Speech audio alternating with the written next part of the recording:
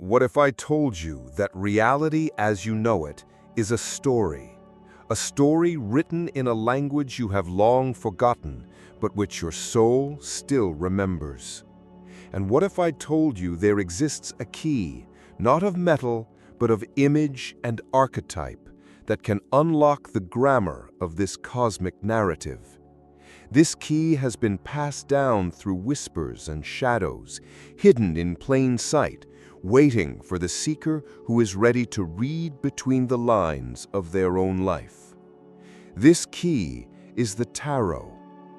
Dismiss the common notion of it as a mere parlor game or a simple tool for predicting fortunes.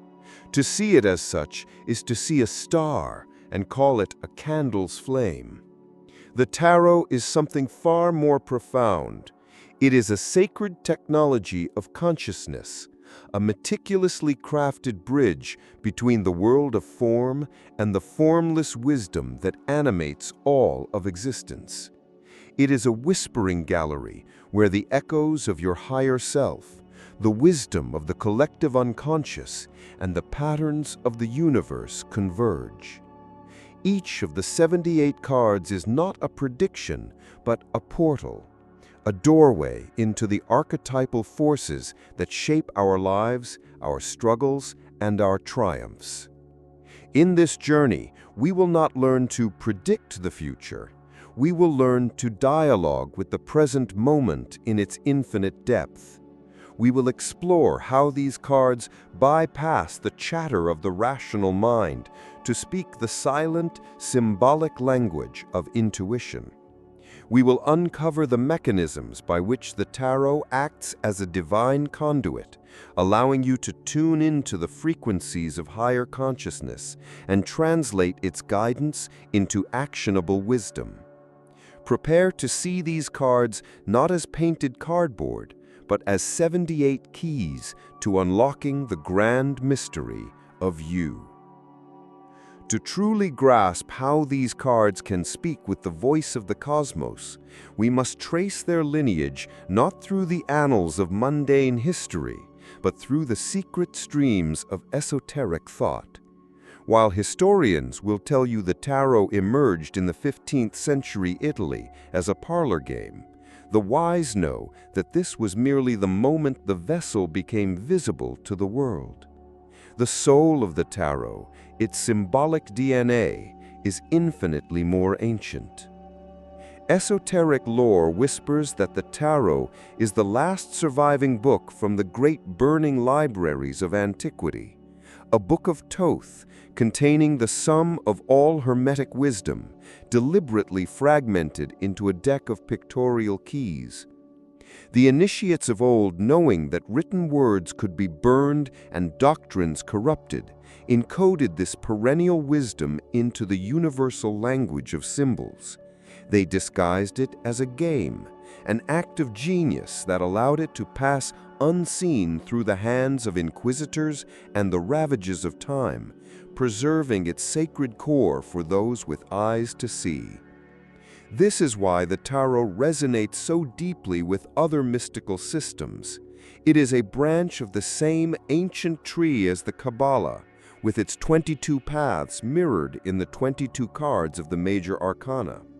It is a visual expression of the alchemist's great work, the journey of transmuting the lead of the mundane self into the gold of spiritual realization, a journey perfectly mapped by the fool's progression from innocence to cosmic consciousness. However, the most powerful philosophical key to unlocking the tarot was given to us in the 20th century by psychologist Carl Jung.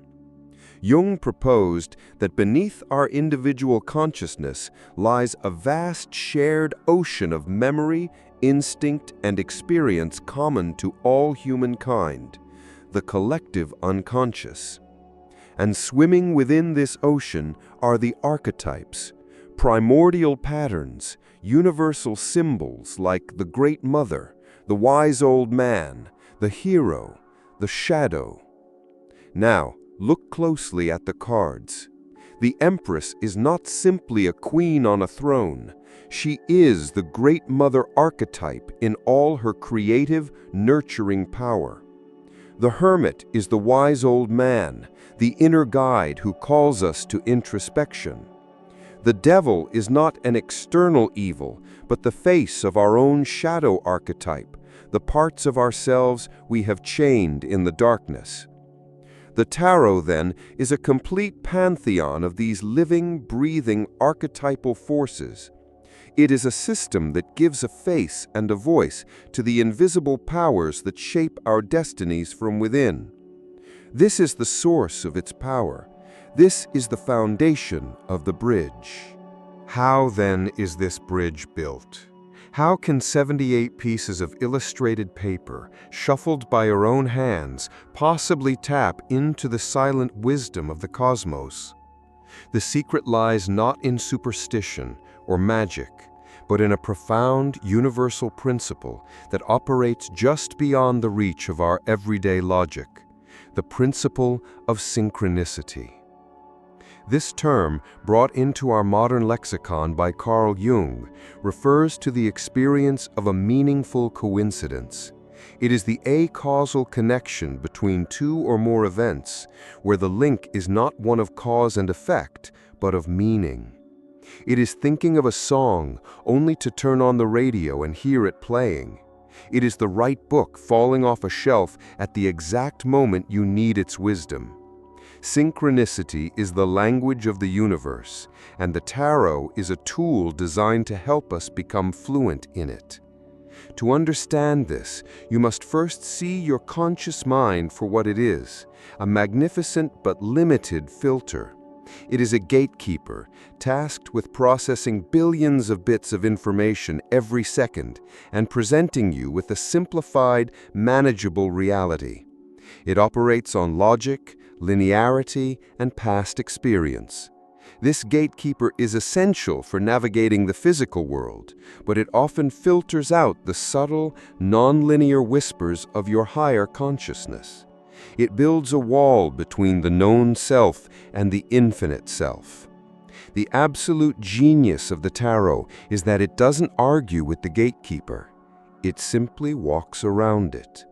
It does this by speaking the native tongue of your deeper mind, the language of symbols.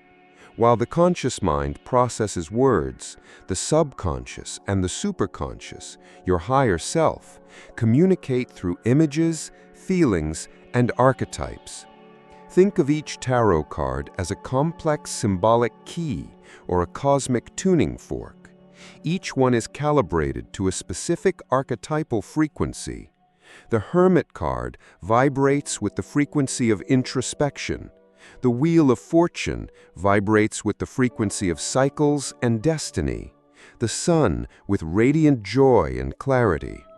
When you sit with the tarot, holding a sincere question in your heart, you are not merely a passive observer. You are an active participant in a dynamic, energetic exchange. Your intention, your emotional state, your very consciousness acts like a broadcast signal. As you shuffle the cards, your unique energy field interacts with this deck of symbolic resonators. The law of synchronicity then orchestrates a perfect alignment. The cards you draw are not random. They are the ones whose archetypal frequencies are in perfect resonance with the hidden energetic patterns surrounding your question. They are a direct reflection, a snapshot of the invisible forces at play in your life at that very moment. The spread is not a prediction. It is a diagnosis of the present moment in its fullest, multi-layered reality.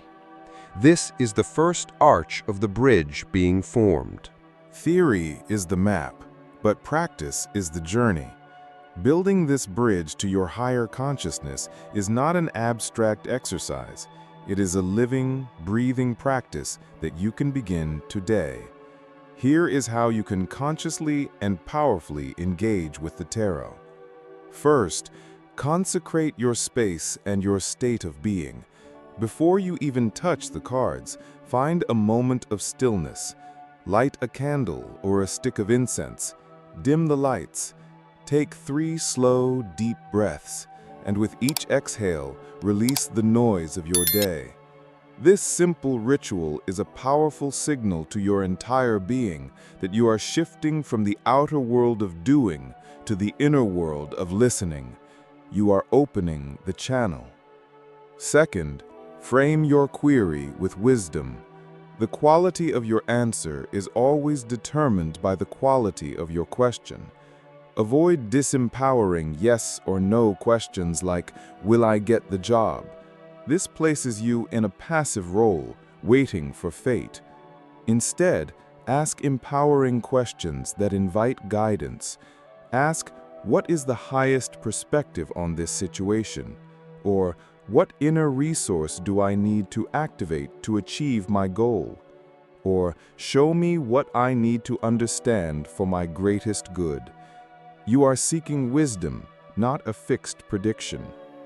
Now, infuse the cards with your intention.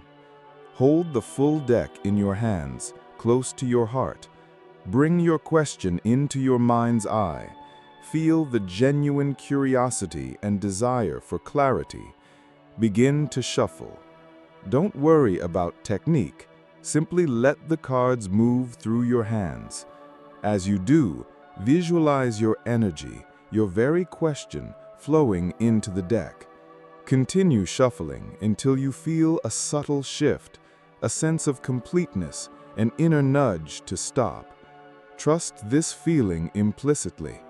This is the first tangible moment of your dialogue with synchronicity. To begin, I suggest a simple yet profound daily practice, the single card draw. Each morning, ask the cards a simple question. What is the primary energy I should be aware of today? Or, what is today's lesson? Drawing one card focuses your intuition and helps you build a personal, intimate relationship with the symbolic language of the deck over time. When you turn the card over, pause.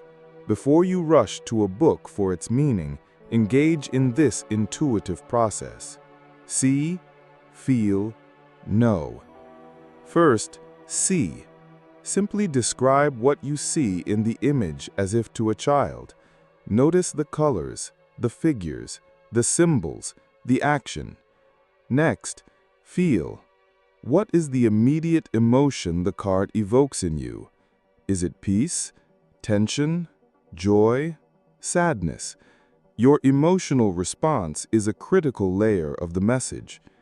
Finally, after observing and feeling, what do you intuitively know? What is the very first thought or phrase that pops into your head? This is your higher self speaking.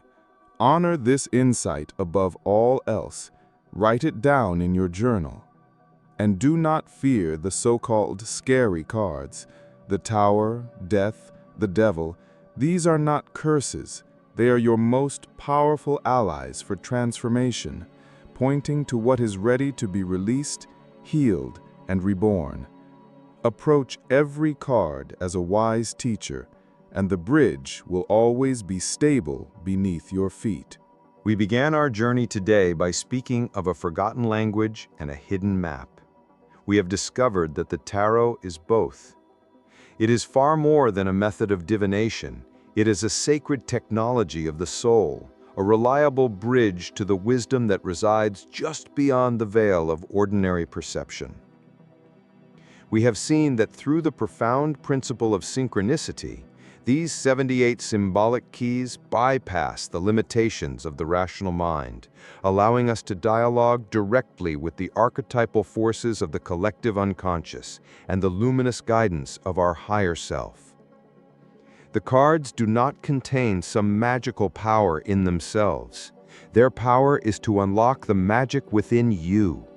They are a mirror that for the first time may show you the true, infinite landscape of your own being. To learn the language of the tarot is to begin to see the entire world as symbolic, meaningful, and alive with wisdom. The ultimate purpose of this practice is not to become reliant on the cards, but to so finely tune your own intuition that you begin to read the tarot of everyday life, in the flight of a bird, in the words of a stranger, in the patterns of the clouds. It is to become the oracle yourself. So I extend this invitation to you now. Do not see this as an end, but as a beginning. Pick up a deck not as a fortune teller, but as a philosopher, a mystic, a student of your own soul. Begin the simple, sacred dialogue. Ask your questions, and then listen, not with your ears, but with your entire being. The universe is constantly speaking. The tarot is simply one of its most beautiful and articulate dialects. If this exploration has resonated with you, and you wish to continue your journey into the heart of ancient wisdom, subscribe and join our community here at the Serpent Scroll. Share your own insights and experiences in the comments below. Until next time, may your path be illuminated and your inner vision be clear.